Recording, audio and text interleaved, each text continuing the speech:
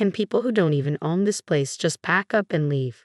You hardly make any money, and yet you have the audacity to stay in a luxury apartment. I agree, I'll start packing immediately, I replied with calm resolve, then turned toward the bedroom.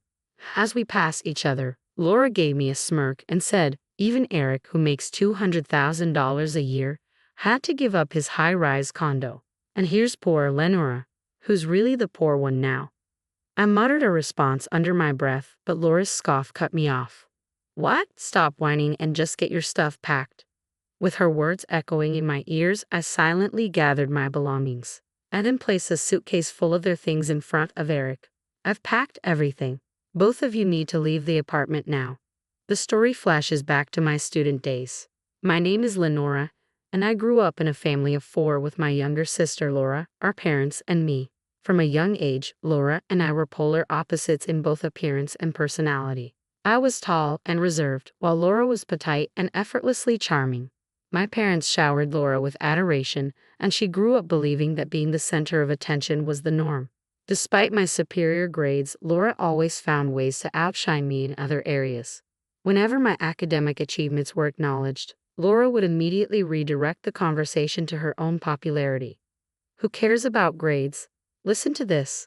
I've been cast as the lead in the school play for the cultural festival. Everyone recommended me. My parents' eyes lit up with interest. Wow, that's fantastic. Way to go, Laura. You've always been so loved by everyone. Good communication skills are more important than studying these days, don't you think? Lenora, do you even have friends? You're always buried in books, even in middle school. Even though my parents showered me with their love, Laura seemed to take it for granted. Lenora, what would you like for your upcoming birthday? My mom asked. I'd like a winter coat, I replied. All right, we'll go shopping for it soon. As soon as Laura heard this, she chimed in. I'd like a coat for my birthday next month too. Really? Well, let's go shopping together then, Mom agreed. When the shopping trip came around, it revolved entirely around Laura's preferences. I want to shop here, she declared, pointing to a store with designs that were far too cute for my taste. I was hoping for something a bit more subdued, I suggested, trying to redirect. Oh, come on, it's too much of a hassle to visit multiple stores. Just pick something from here, Laura said, pulling me toward a rack. Lenora, try this one on, she said, holding up a coat she had picked out. I think it'll look great on you. I'm not really into it, I protested. Just try it on. It'll look good, trust me. Reluctantly, I ended up buying the coat, despite not liking the design. On our way home, Laura leaned in and whispered, I'm glad you bought it, but that coat might not suit your plain looks. Even someone like me managed to get a boyfriend in high school. As we walked, someone approached and asked, Hey Lenora, is it true you're dating the baseball team's co-captain? Yeah, I guess, I replied, a bit taken aback. A few days later, Laura proudly declared, I'm dating the captain of the baseball team now. Oh really? So, your boyfriend is the captain, and mine is just the co-captain. I guess that means I win, Laura said with a smirk. Sure, you do, I replied, trying to sound indifferent. Laura always seemed to be in competition with me, but it didn't really bother me. Despite my nonchalance, Laura's underlying hostility never faded. After I graduated from college and started working at an IT firm, Laura landed a receptionist position at a prestigious company. 2 years later, she boasted, my company is far more renowned than yours, Lenora. Even the recruiters recognize it. I'll have my pick of highly educated, high-earning men. I'm planning to marry rich and quit working. Laura spoke with an air of triumph, as if her main goal was not just to work but to secure a wealthy husband. At her company, Laura dated various men both within and outside of work, eagerly updating me on each new relationship. Don't you have a boyfriend, Lenora? She would often ask, seemingly intrigued by my lack of romantic news. I find my job fascinating right now, so I'm not too worried about having a boyfriend, I replied. Laura laughed sarcastically. That's such a cliched excuse. Lenora, with your small company, you'll never meet a decent guy. But a year later, I met Eric, and our relationship progressed swiftly. We got engaged, and when I introduced Eric to my family, Laura was taken aback. Lenora, didn't you say you didn't need a boyfriend? She asked, surprised. At the time, I really felt that way, I explained. Eric quickly stepped in to deflect the attention. Laura, love is unpredictable, you know. I'm sure a charming girl like you gets what I mean. Laura blushed at Eric's charming smile. Yes, she stammered. Then she leaned in to whisper to me, Lenora, where did you find such a handsome guy? Is he from your company? No, we don't work at the same place, I replied. I figured. There's no way someone like him would come from your company. Is he from a big name firm? His charm makes me think he's connected to some global enterprise. Laura seemed to take my vague answer as confirmation that Eric was from a prestigious company. Thanks to Eric's natural social skills, discussions about our wedding with my parents went smoothly. We decided on a small ceremony with just close friends and family. Laura, however, continued to complain. I want to meet Eric's colleagues, she said persistently. Eric and I soon settled into our newlywed life. After moving in, we invited my parents and Laura over to our new home. Laura was visibly stunned. No way, this is your new place? This isn't just an upscale apartment in Boston. How much does he earn? Laura asked eagerly. Does he make around $500,000 a year? Come on, tell me. No, it's not that much. So, $400,000. Finally, you got it. It's $200,000. Ah, I see. Well, that makes sense, Laura said, trying to mask her surprise. After prying Eric's salary out of me, Laura muttered to herself, handsome, eloquent, and high-earning. Laura gets everything. Then she declared a competition of sorts. I'm going to find someone who's more handsome and earns more than Eric. Just wait and see. Determined, Laura threw herself into the search for a marriage partner, frequently attending matchmaking events. A few months later, she began visiting us often, sometimes even dropping by when I was at work. Hey Eric, did Laura stop by again today? How long was she here? I asked. I don't remember exactly, Eric replied. After a brief chat, Laura left soon after.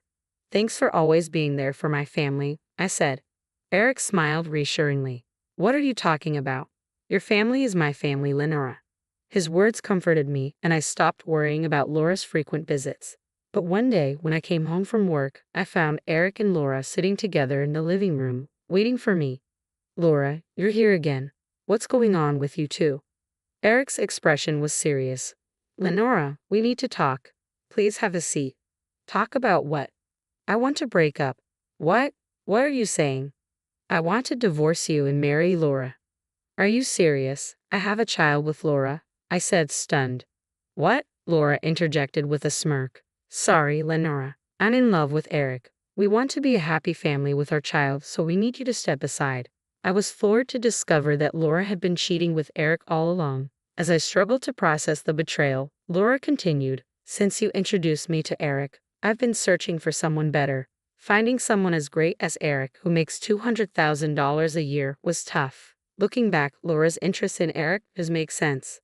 Laura went on, One day, I ran into Eric while I was feeling down. He was so comforting, and that's when I realized I could just take him from you. That's incredibly selfish, I said, my anger rising. Laura didn't seem to notice, so I added, If you step aside, it'll show that I'm better than you. I was seething with anger. Laura's selfishness had always been a problem, but I had tolerated it because we were family. Not this time. I couldn't stand by and be treated this way. I wouldn't forgive either of them. Fine, I said, trying to keep my voice steady. Oh great, I knew you'd step aside so easily. After all, someone as plain as you doesn't deserve someone as great as Eric. So, you'll be moving out of this fancy apartment, right? It's too good for you anyway. At Laura's words, Eric interjected quickly, Hold on. Whether I own this apartment or not, we should sit down and talk this through. Laura dismissed him with a wave of her hand. Are you kidding? You don't even make that much money, and you want to stay in a luxury apartment. How shameless. I agree. I'll start packing now, I said quietly, heading toward the bedroom. As I passed by, Laura laughed and said, Poor Lenora, having to give up a $200,000 a year guy like Eric in a fancy high-rise apartment. Who's the real loser here? I muttered under my breath at her comment. Laura scoffed, Excuses, excuses. Just get your stuff packed. With Laura's voice fading into the background, I silently packed up my belongings. I placed all the packed items in front of Eric. Here, all of your stuff is packed. Now you both need to leave this apartment. Laura looked bewildered. What are you talking about? You're the one who's supposed to move out. No, it's you and Eric who need to leave. Both of you. What are you saying? Laura asked, confused. You were the one who said it's shameless to stay in a luxury apartment without making much money, I said. Laura, Eric, do you understand what I'm saying? Could you explain it to Laura here? Eric spoke so softly it was almost a whisper. This apartment isn't mine. What do you mean? I didn't buy this apartment. Lenora did, so it's in her name. Laura's face twisted in confusion. Why would you put it in Lenora's name? Eric should be the owner, since he makes more. Eric's voice grew even quieter. Actually, my income is less than Lenora's. What? But you make $200,000 a year. That $200,000 is Lenora's salary, not mine, Eric clarified. You're lying, Laura exclaimed. It seemed Laura was starting to grasp the situation. I continued, our household income is around $200,000, but most of that comes from me. After landing a job in IT and running a successful app business, my income grew significantly. That's when I met Eric. I started dating him because his cheerful personality was a welcome break from my hectic workdays. I expected that once we got married, he'd give up his part-time job. But as my income increased, Eric's work ethic diminished. By the time I finished explaining, Laura's face had drained of color. Wait, Eric has a job, right? He's not unemployed? He's essentially unemployed, I said. I stayed with him because he provided emotional support when I was busy, but he's just a man of empty promises who's been depleting our savings. You've done me a favor by taking him off my hands. But Eric always paid for upscale restaurants on our dates and even bought me designer clothes. That means he must have savings, right? I couldn't help but smirk at Laura's comment.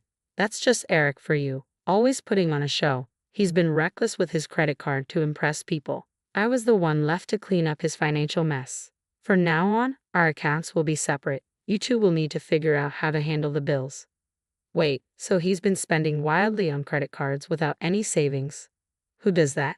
I don't understand the mindset of someone foolish enough to cheat with his wife's sister. And honestly, the mindset of a woman who cheats with her sister's husband is beyond me as well.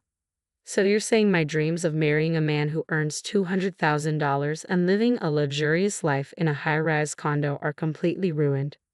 Without a shred of mercy, I kicked both the pathetic Eric and the crumbling Laura out of my apartment. I swiftly finalized my divorce with Eric and filed for alimony.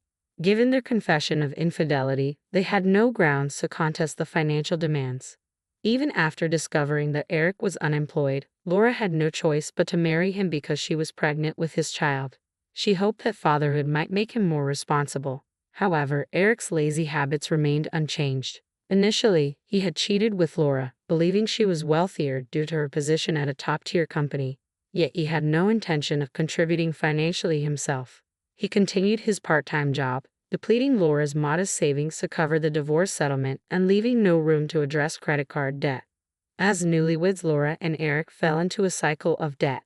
Unable to afford a new home, they moved into Laura's old apartment. Laura, who had quit her job in anticipation of Eric's income, now had to work part-time from dawn till dusk to manage their mounting debts and her growing pregnancy.